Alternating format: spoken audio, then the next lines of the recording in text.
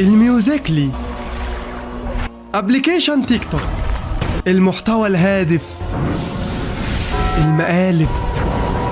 اخويا الكبير كان دايما بيحكي لي قصص عن تاريخنا، عن السوشيال ميديا كانت عامله ازاي زمان، افضل فتره في تاريخ السوشيال ميديا، لما احمد نجم كان عارف يوقف المحتويات السيئه عند حدها. ولكن كل ده اتغير لما احمد حسن وزينب واكرامي ونادر الكوميلي وليدو وعلي غزلان وعمرو راضي قرروا ان هم ينزلوا بمحتوياتهم، واحمد نجم بس اللي كان قادر يوقفهم. ولكن لما السوشيال ميديا احتاجته اختفى.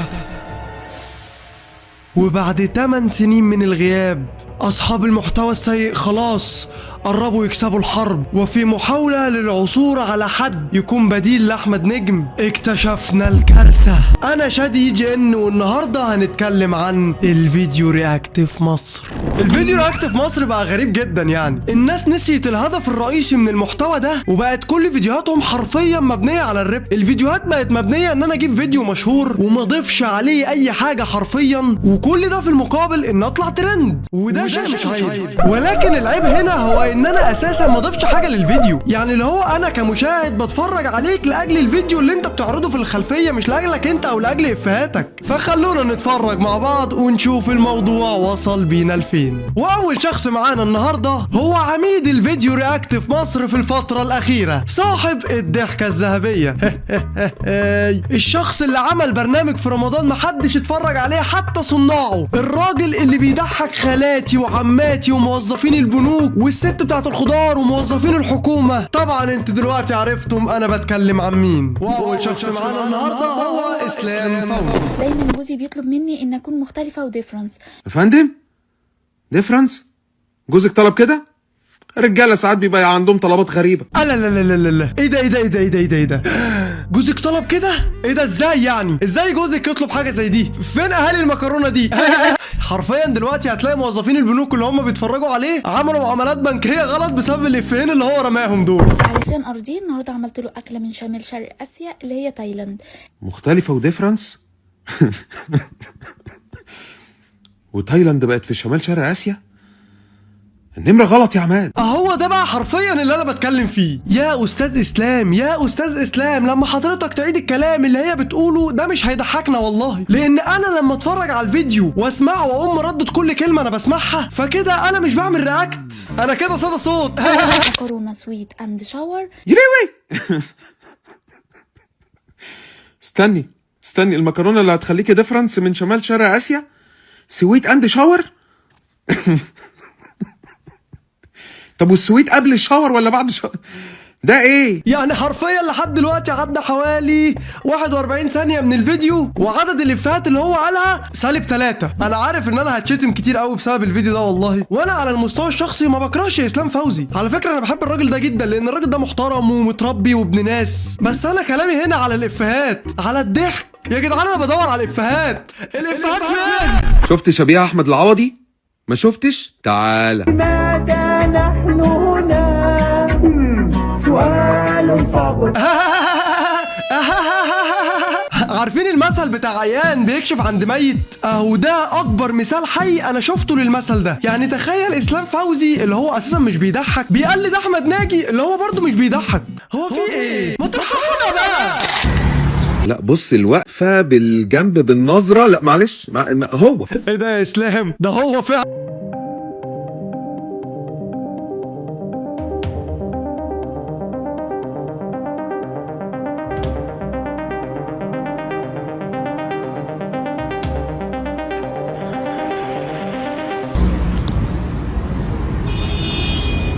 انا مش عارف ده ايه.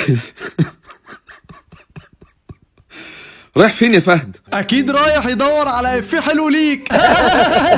بس انا والله بتكلم بجد يا استاذ اسلام، الفقره بتاعت حضرتك قربت تخلص ولحد دلوقتي مفيش افيه واحد حلو يوحد ربنا. الله الله الله، ما تركز بقى يا استاذ اسلام.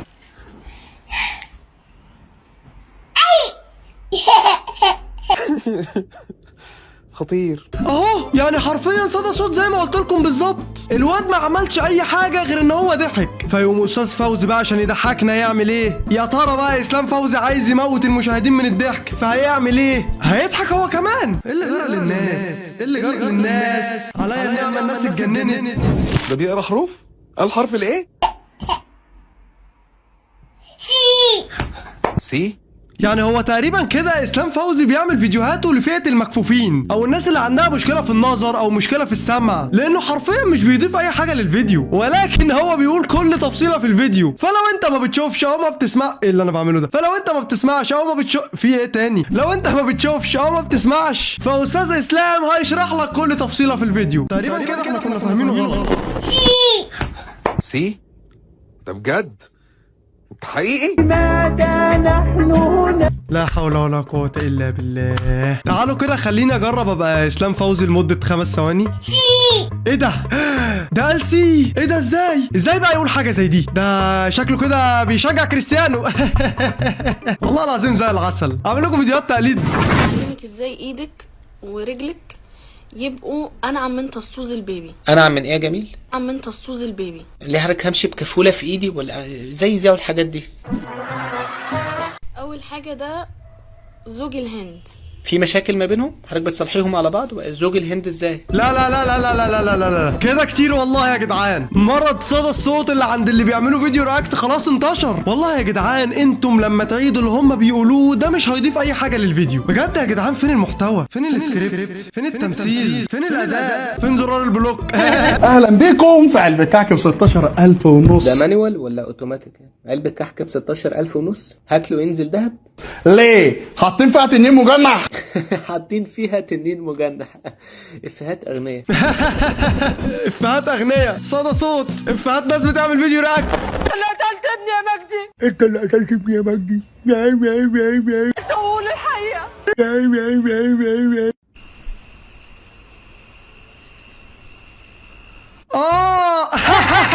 الحقوا يا جدعان ده بيحول عشان يضحكنا. مش ممكن ليفل الكوميديا ده. -8. تعالوا نشوف الكنزة الحكاية بتعمل ايه في البني ادمين. تعالوا يا جماعة اقعدوا اتفرجوا عشان البيه هيضحكنا بصوته على الصبح. نورت قناة اخوك يا فوزي. بقى انت تحوليني البنت ومزة كمان، ده انا هعمل بيك اعمال ما اتعملتش. فين البنت وفين المزة؟ انا اي فيديو بيبتدي بالكذب بعرف ان هو مش هيبقى كويس. يا ابني ركز بقى، انت بتعمل دلوقتي فيديو رياكت. المشهد اللي فات ده فيه كذا افيه ممكن ترميهم، انت ليه عمال بتردد الكلام؟ بقى انت تحوليني البنت ومزة كمان، ده انا هعمل بيك اعمال ما اتعملتش. هتعملي ايه بقى؟ ايه العمايل اللي ما اتعملتش اللي انت ممكن تعمليها؟ ايه هتعملي فيديوهات حلوة؟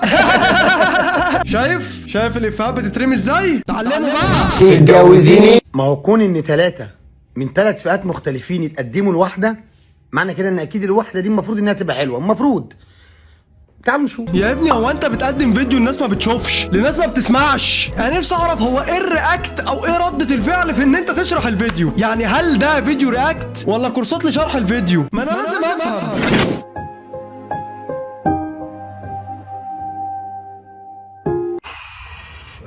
قصدي هنا هي المفروض ان هي هتختار واحد منهم يعني.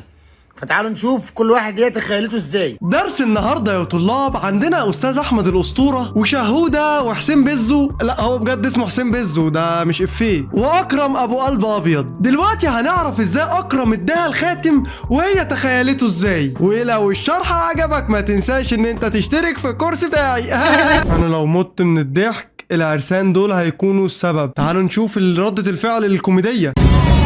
أنا لدي سؤال، لماذا يفعلون هكذا بأنفسهم؟ لماذا؟ هل في أحد يجاوبني؟ طب وانا كمان عندي سؤال مهم، هو انتم ليه بتنسوا الافيهات؟ يعني هل ده المفروض ان هو فيديو رياكت؟ وبعدين انت ليه بتعملي كده؟ كيوت وكده يعني؟ المفروض ان انت لما تعملي كده وتقولي اي كلمة دي تجيب صريخ ضحكة عندنا تحت في الكومنتات؟ الله النعمة الناس اتجننت. تعمل ايه يا برو لو انت ماشي في الشارع لقيتني جاي وبثبتك؟ هتعمل ايه؟ ها هتعمل ايه؟ قول لي رد فعلك هيكون ايه؟ هساعدك تثبتني والله، حالتك تصعب على الكافر.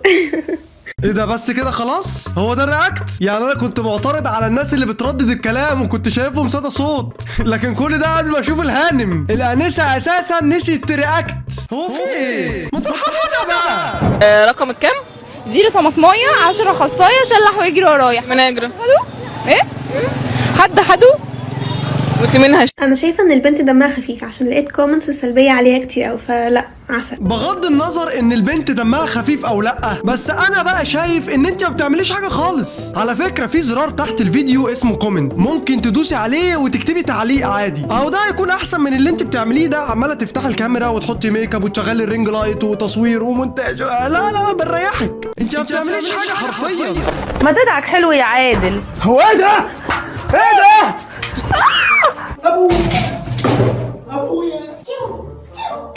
استسلم يا بابا. ايه ده؟ هو في ايه؟ هو ليدو بقى يعمل رياكت؟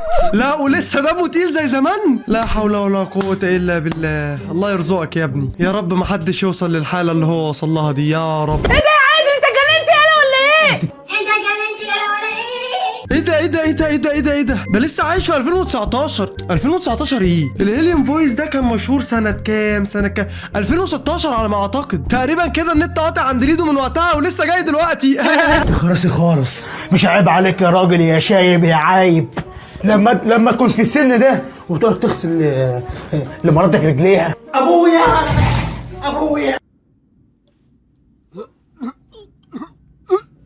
يعني يا ليدو الإفيه وحش، لا وكمان بتستخدمه مرتين. هو في ايه؟ بجد؟ ما ترحمنا بقى يا اخي.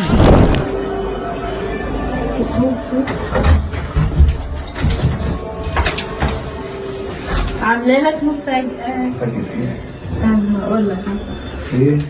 هنا بس خلاص. طب يا عم الناس، يا استاذ ليدو، بلاش يا استاذ ليدو، يا دكتور ليدو، بدل ما انت عمال تنبهر كده زي حسن حسني في فيلم كتكوت، اللي هو لما كان عمال يعلمه الرياكشنات في الفيلم، اللي هو ازاي تضحك، ازاي تعيط، ازاي تتخض، ازاي بدل ما انت عمال تعمل كده ممكن حضرتك ترمي افيه او افيين يضحكوا اللي بيتفرج. زي مثلا تقول ايه ده انت بتخوني جوزك بالنقاب. يعني هو الافيه وحش بس على الاقل قول اي حاجه. احنا عمالين ننزل بالمستوى جامد قوي يا جدعان. دليفري قابل اخته في شقه غريبه، وهنا كانت الصدفه او الصدمه. الاوردر يا مدام. شايمه اختي؟ وتقريبا كان سايبها في البيت، يمكن قايله له ان هي رايحه الدرس. لا درس ايه دي؟ يمكن قايله له ان هي رايحه الشغل او رايحه مستشفى. مش شايفين شكلها عامل ازاي؟ رجعنا تاني لوصف الفيديوهات. فين طيب الافيه اللي انت قلته اللي المفروض يضحكني؟ ما هو يا جدعان الفيديو رياكت مش عشان توريني نفسك وانت بتتفرج على الفيديو. لازم ترمي افيه ورياكشن، ترمي رياكشن بس. ما اصل والله انا عندي نت ممكن اتفرج على الفيديو ده لوحدي، فانا اكيد لما ادخل اتفرج عليه عندك فده عشان تضيف لي حاجه، مش عشان تقعد توريني نفسك وانت بتتفرج او تشرح لي الفيديو. هو في ايه يا فندم؟ ده مضروب علقه سواد. وبعدين انت بتلبس كمامه ليه؟ مش هتعرفك كده هي يعني. مش هتعرفك كده هي يعني. انا دلوقتي دخنت صوتي عشان اضحك. ايه ده؟ كلبوبه عندي في الكومنتات عندها 13 سنه. انت عندك 13 سنه وما بتضحكيش ازاي؟ انا دخنت صوتي، المفروض يجيلك صريخ ضحك دلوقتي. يا حول الله يا رب. وسلم لها الاوردر وفعلا ما عرفوش بعض. يعني انا لو لبست كمامه دلوقتي ورحت سرقت مش هيعرفوني؟ يا جدعان اعملوا كورسات اشرحوا فيها الفيديوهات احسن من العبط اللي انتوا بتعملوه ده اسمه عبث. ما اصل ده ما اسموش فيديو رياكت، ده اسمه شرح للفيديو. انت كده بتشرح الفيديو، بتشرح لمين؟ للناس اللي بتتفرج، عشان لو في جزئيه وقفت قدام حد او يعني فاهم، بدل ما حد يفضل يسال في الكومنتات يا جدعان المشهد ده معناه ايه، يا جدعان اللقطه دي معناها ايه. الناس دي بتشرح لكم الفيديوهات يا جدعان. هنلاقي الناس اتجننت. وبس كده يكون خلصنا الفيديو. لو وصلت للحظه دي، ما اعتقدش ان في حد وصل للحظه دي، بس ما علينا. لو وصلت لحد اللحظه دي انزل تحت اكتب في الكومنتات، واهم حاجه ما تنساش ان انت تعمل لايك للفيديو وتشترك في القناه وتظبطني كده، تعمل شير بقى ودلع اخوك كده. وبس كده، انا شادي جن واشوفكم ان شاء الله في الفيديو الجاي. سلام.